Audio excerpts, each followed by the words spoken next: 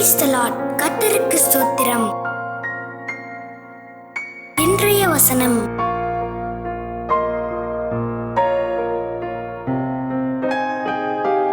லூக்கா 12:33 மற்றும் 34 வசனங்கள். உங்களுக்கு உள்ளவைகளை விற்று பிச்சை கொடுங்கள், பழமையாய் போகாத பணப்பைகளையும் குறையாத பொக்கிஷத்தையும் பரலோகத்திலே உங்களுக்கு சம்பாதித்து வையுங்கள்.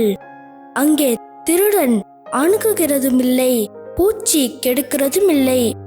உங்கள் பொக்கிஷம் எங்கே இருக்கிறதோ அங்கே உங்கள் இருதயமும் இருக்கும்.